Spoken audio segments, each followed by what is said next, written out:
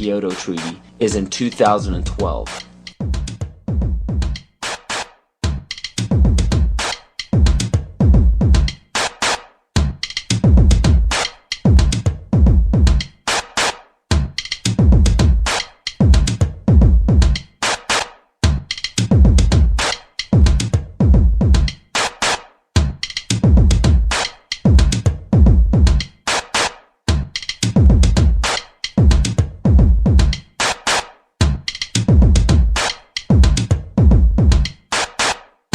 And if this wasn't enough, when the Pentagon was damaged in 9/11, they set a goal to have a completely new and improved Pentagon in December of 2012. So Codex Alimentarius goes into effect at the end of 2009, which gives it 3 years for the Codex regulations on food to create billions of preventable diseases and deaths. When citizens of every nation are dying of starvation and diseases and fear for their lives because of global warming and major catastrophes, they will do what the public has been proven to do in times of great peril. They will beg for their government to step in and do something. How are they going to get you to join the new economy? They're going to say, we have a solution. You see, one of the tricks of the Illuminati is they create a problem and then they provide the solution when you beg them to. And pray tell, what will the United Nations suggest when there's a global problem?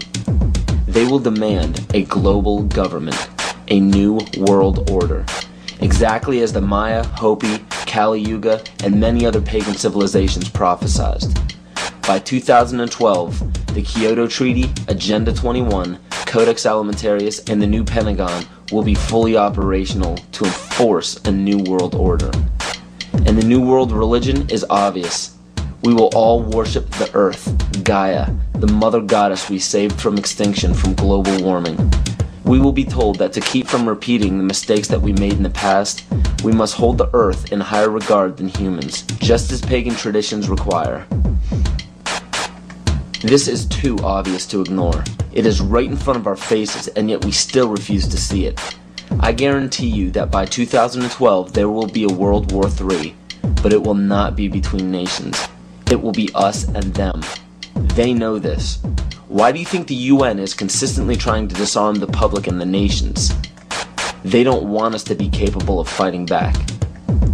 The proof of this is in the film released by the UN called Armed to the Teeth, where it demonizes gun ownership. It is also shown in the Freedom from War policy put in place by JFK in 1961.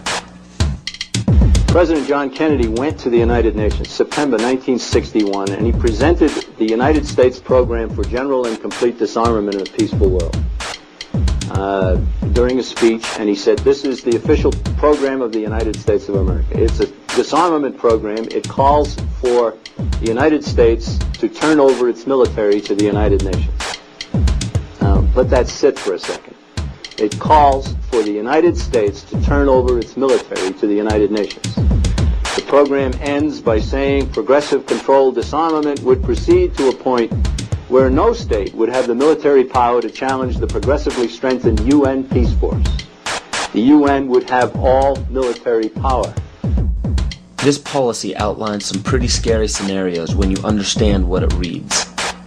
It calls for the disbanding of all national armed forces and the prohibition of their reestablishment in any form whatsoever other than those required to preserve internal order and for contributions to a United Nations peace force. This clearly shows that the UN is calling for all military power to be under their control. Inspection and verification must establish both that nations carry out scheduled limitation or reductions and that they do not retain armed forces and armaments in excess of those permitted at any stage of the disarmament process. Strategic delivery vehicles will be reduced. Arms and armed forces will be reduced. And all the while, UN peacekeeping powers would be strengthened. A UN Peace Observation Group would be available to investigate any situation which might constitute a threat to or a breach of the peace.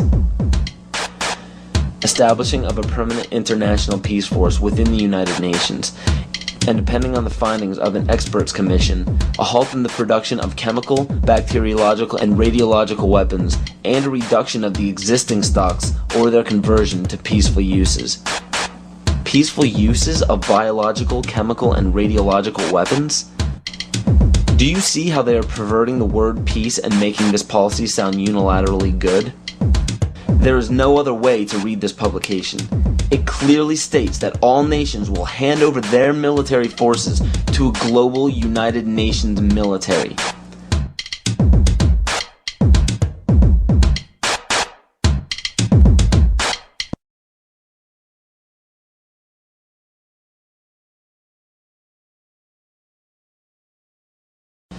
The US population is currently around 300 million.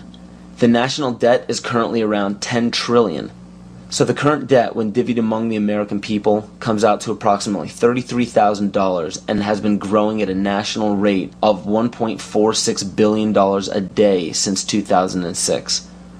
Now with electronic banking, wire transfers, and credit cards, people have less physical custody of their money. As of right now, the amount of money in circulation is not able to cover the national debt. This was carefully planned since the inception of the Federal Reserve Bank. And the next planned step by the elite is already in play. George Bush signed a bill implementing the North American Union. President Bush signed a formal agreement that will end the United States as we know it.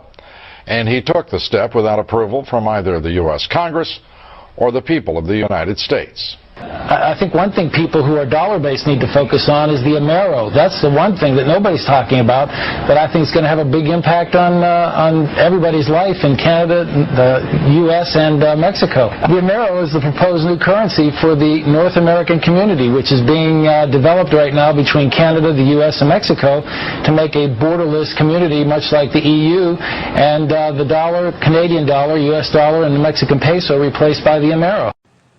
You see, the domination of government by business is called fascism.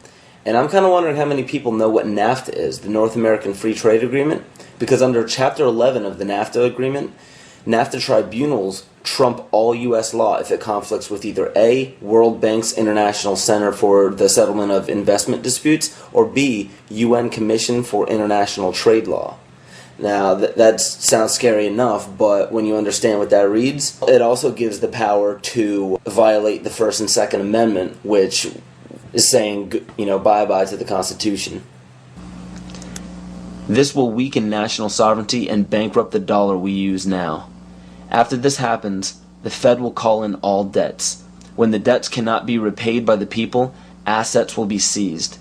And by this, I mean absolutely everything you own, including your property, your home, your vehicle, your furniture, and the clothes on your back. This plan is already in progress. And when it takes place, you will literally be owned by the Federal Reserve Bank. This is how Agenda 21 will be implemented. The seized land will be given back to nature, and the people will be placed in smart growth megacities.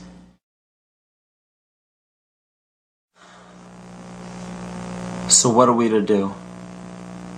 There is an overabundance of information out there for anyone to see pertaining to why this situation seems so hopeless and out of our control. But in all honesty, there is even more information out there about how to protect ourselves. The only problem we face is that most people don't know how to apply this information to their own lives, and rarely anybody takes the time to spell it out for us. There are many great teachers out there. Teachers who have dedicated their lives to protecting the people who need protecting the most.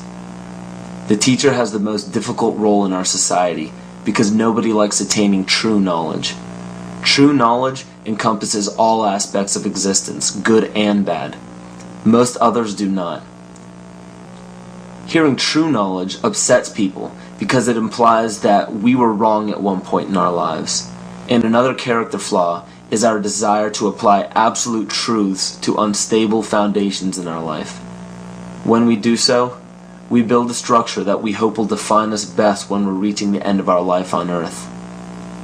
So everything we think we are, everything we tell others we are, everything we base our life-changing decisions off of, is all depending on a foundation that could crumble at any moment. And because we've been told our entire lives that there are certain guidelines and mores we must follow to be a decent human being, we deny everything that may pose a threat to our unstable foundation. This is why we despise true teachers. We lump these teachers into the same category as terrorists, and the method for spotting these teachers and terrorists are